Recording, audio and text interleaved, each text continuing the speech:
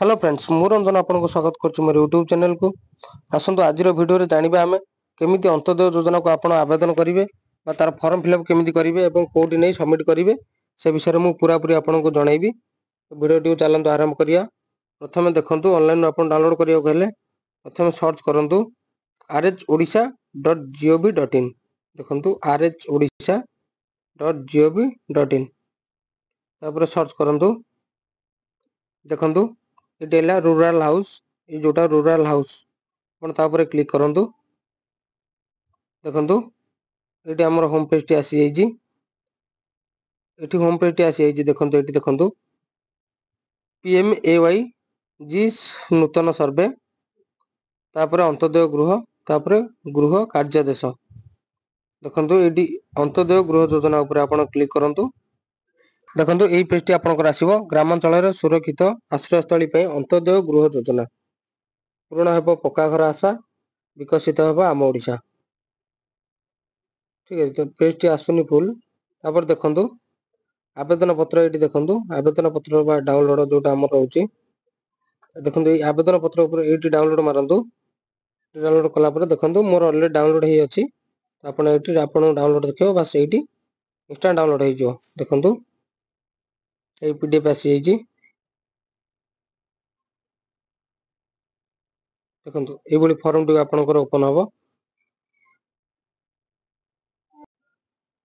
तो फ्रेंड्स देखो ये आपड़ जो फॉर्म टी डाउनलोड कर सारे तो फॉर्म टी ये किसी देखा। देखो ये आसो तो आपन को मुझे देखा केमी आप फिलअप करेंगे। देखो एक नंबर अच्छी आवेदनकारी नाम आधार अनुसार आपन आधार कार्ड जो नाटी अच्छी निर्भुल भाव से नाटी को ही आप लिखु। पिता बा स्वामी नाम जदि आप पुरुष तेज पिता नाम लिखु। जदि आप महिला आवेदनकारी तेज आप स्वामी ना लिखु। तृतीय ग्राम चार ग्राम पंचायत गाँ ना ग्राम पंचायत ना लिखु। ब्लॉक जिला तापर आधार नंबर मोबाइल नंबर तापर आप पुरुष कि महिला लिखु। आवेदनकारी सामाजिक वर्ग जदि SC ST OBC जहाँ आप सेटा भी लिखु। 40% बा अधिक भिन्नक्षम देखो जदि आप हैंडिक्याप तेज हाँ लिखु ना ना लिखु। जन्म तारीख डेट ऑफ बर्थ आप लिखु। देखो जो बैंक रे आपन अकाउंट अच्छी से बैंक ना लिखु। देखो जोटा आप डीबीटी होता जोटा आप आधार सहित लिंक होता से बैंक ना दिंतु। शाखा IFSC कोड देखो IFSC कोड बैंक पासबुक रे रोची सेटा को आप दिंतु। IFSC नंबर टा 11 डिजिट रो से IFSC कोड टा आप दिंतु। जमा खातार नंबर अकाउंट नंबर जोटा आप अकाउंट नंबर टा दिंतु। आवेदनकारी दस्तखत और तारीख जो तारीख रे अप्लाई कर तारीखटा पकातु और आपण दस्तखतटा करूँ। यहाँ हूँ प्रथम पेज रहा। द्वितीय पेज रे देखु यही पेज रे रोचे आपण कौन आपण हिताधिकारी योग्य हिताधिकारी हेबे। देखु ये 12टी रोचे नंबर देखो आ भितर आप जोटा जो आपण योग्य जो कारण आपण ये अंत्योदय योग्य से कारण टी आप लिखु। पड़ुची प्राकृतिक किंवा मनुष्यकृत विपर्यय अथवा हाथी उपद्रव संपूर्ण भीषण भाव प्रभावित परिवार जदि आपण परिवार हाथी उपद्रव द्वारा घरटी आपंकर भांगी जाइए हाथी उपद्रव द्वारा किंबा निआ लगी पड़ जाइए किंबा वर्षा बात्या बन्या भांगी जाइए से आप अंत्योदय पाइबार योग्य। जदि से किसी ठीक चिन्ह मारतु। द्वितीय रोचे सरकारी प्रकल्प निमंते स्थानांतरण आवश्यक करुवा संरक्षित अंचल बसवास करुवा परिवार आर अर्थ है। देखो सरकारी प्रकल्प निमंते स्थानांतरित जदि गवर्नमेंट कौन गोटे नुआ प्रोजेक्ट आपण घर को उठाऊ स्थानांतरित कर जगार आपण को बसवास करने दौर तो से जगह आप पाइपर अंत्योदय हिताधिकारी हो पारे।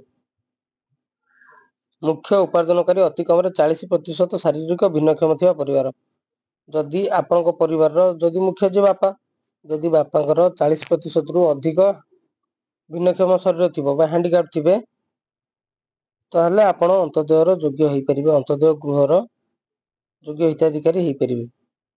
नाबालक संतान थिबा विधवा महिला देखो विधवा महिला जार पिलापिली संतान थे से हिताधिकारी हो पारे। 5 ରହୁଛି ପରିବାରର ମୁଖ୍ୟ ନିମ୍ନଲିଖିତ ଗୁରୁତର ରୋଗରେ ଆକ୍ରାନ୍ତ ଥିବା ପରିବାର।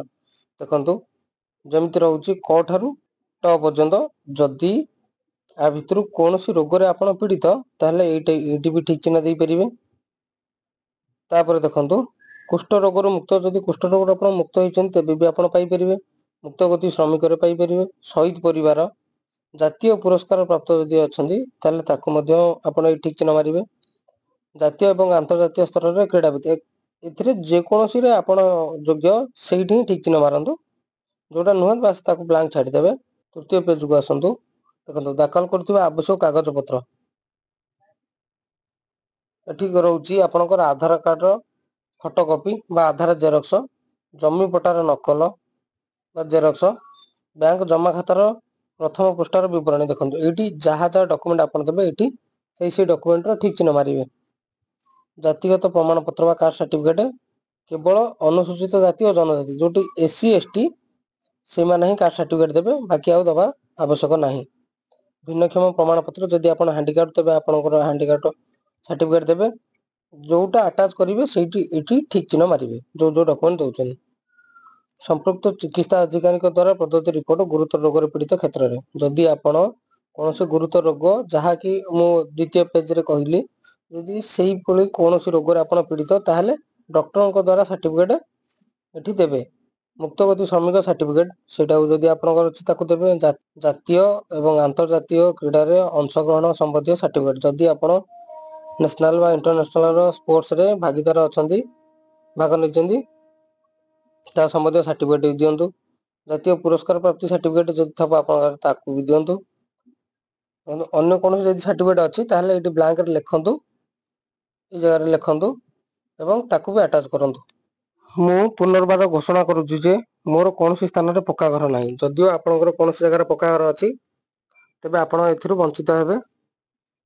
ମୁଁ ଅନ୍ୟ କୌଣସି ସରକାରୀ ଗ୍ରାମୀଣ ଗୃହ ନିର୍ମାଣ ଯୋଜନାରେ ପୂର୍ବରୁ ସହାୟତା ରାଶି ପାଇନାହିଁ। ଯେକୌଣସି ଗୃହ ନିର୍ମାଣ ଯେମିତି PM ଆବାସ ହଉ, CM ଆବାସ ହଉ, ସେଭଳି ଯଦି କୌଣସିଥିରେ ପାଇଛନ୍ତି ତେବେ ଆକୁ ପାଇବେ ନାହିଁ। ମୁଁ କିମ୍ବା ମୋ ପରିବାରର କୌଣସି ସଦସ୍ୟ ସରକାରୀ ଉଦ୍ୟୋଗ, ବୈଧାନିକ ଅନୁଷ୍ଠାନରେ ନିୟମିତ କିମ୍ବା ପେନସନଭୋଗୀ କର୍ମଚାରୀ ନୁହନ୍ତି। ମୋ ପରିବାରର 4 ଚକିଆ ଯାନ ନାହିଁ। ଯଦି 4 ଚକିଆ ଥିବ ତାହେଲେ ଆପଣ ମଧ୍ୟ ଏଥିରେ ଯୋଗ୍ୟ ହୋଇପାରିବେ ନାହିଁ ବା ଯୋଗ୍ୟ ହିତାଧିକାରୀ ହେଇପାରିବେ ନାହିଁ। ମୋ ପରିବାରର କୃଷି ଭିତ୍ତିକ 3-4 ଚକିଆ ଯାନ୍ତ୍ରିକ ଉପକରଣ ନାହିଁ। ତାପରେ ଦେଖନ୍ତୁ ଯଦି ସେଇଟା ବି ଥାଏ ଆପଣ ମଧ୍ୟ ଏଥିରୁ ବଞ୍ଚିତ ହେବେ। ମୋ ପରିବାରର କୌଣସି ସଦସ୍ୟ ମାସିକ 15,000 ଟଙ୍କାରୁ ଉର୍ଦ୍ଧ୍ୱ ନୁହେଁ।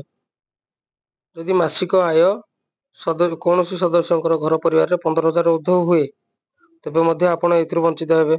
ଦେଖନ୍ତୁ ମୋ ପରିବାରର ସରକାରୀ ପଞ୍ଜୀକୃତ ଅଣ କୃଷି ଉଦ୍ୟୋଗୀ ଅନ୍ତର୍ଭୁକ୍ତ ନୁହେଁ।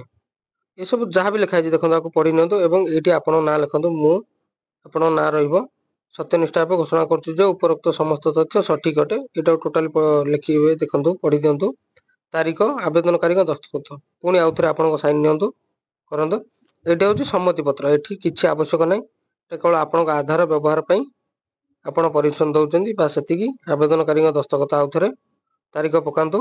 ଯଦି ଆପଣ ସୁପାରିଶ ପତ୍ର, ଯଦି ଆପଣ କାହାକୁ ସୁପାରିଶ କରିବାକୁ ଚାହୁଁଛନ୍ତି, ମାନ୍ୟବର ସାଂସଦ ହୁଅନ୍ତୁ, ବିଧାୟକ ହୁଅନ୍ତୁ ବା ଜନପ୍ରତିନିଧି ରହିଲେ ସରପଞ୍ଚ ହୁଅନ୍ତୁ, କି ସମିତି ସଭ୍ୟ ବା ଯାହା ସହିତ ଆପଣଙ୍କର ସୁପାରିଶ କରିବାକୁ ଚାହୁଁଛନ୍ତି ତ ତାଙ୍କ ସହିତ ସୁପାରିଶ କରନ୍ତୁ ତାଙ୍କ ପାଖରେ। ଷ୍ଟାମ୍ପ ସହ ଦସ୍ତଖତ, ଏଇଟା ଆପଣ କରିବେ ନାହିଁ, ଏଇଟା ବିଭାଗୀୟ ଅଧିକାରୀ କରିବେ। ଦେଖନ୍ତୁ ପ୍ରାପ୍ତି ସ୍ୱୀକାର, ଅନ୍ତୋଦୟ ଗୃହ ଯୋଜନା ଅଧୀନରେ ଆପଣ ଆବେଦନ ସଫଳତା ସହ ଗ୍ରହଣ କରାଯାଇଛି। ଏଇଟା ପରେ ଲାଷ୍ଟ ପେଜ ଦେଖନ୍ତୁ, ଏଠି ଆପଣଙ୍କ ଆଧାର ନମ୍ବର ଲେଖନ୍ତୁ ଏବଂ ଆପଣଙ୍କ ନାଁଟା ଲେଖନ୍ତୁ ଯାହା ଆଧାରରେ ଅଛି, ସମ୍ପୂର୍ଣ୍ଣ ନାମ, ଆଧାର ନମ୍ବର, ଏତିକି ଶେଷ।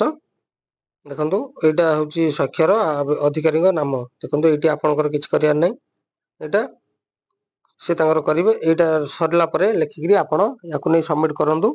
ପଞ୍ଚାୟତ ସମିତିରେ ନେଇକରି ଡିପୋଜିଟ୍ କରନ୍ତୁ। ତାପରେ ଯଦି ଆଗକୁ ପରବର୍ତ୍ତୀ ଷ୍ଟେପ୍ କଣ ହବ ମୁଁ ସେଟା ଆପଣଙ୍କୁ ଆଉ ଗୋଟେ ଭିଡ଼ିଓରେ ଜଣେଇବି। ଯଦି ଭିଡ଼ିଓଟି ଆପଣଙ୍କୁ ଭଲ ଲାଗିଛି, ଲାଇକ୍, ସେୟାର, ସବସ୍କ୍ରାଇବ୍ କରିବେ। Thank you.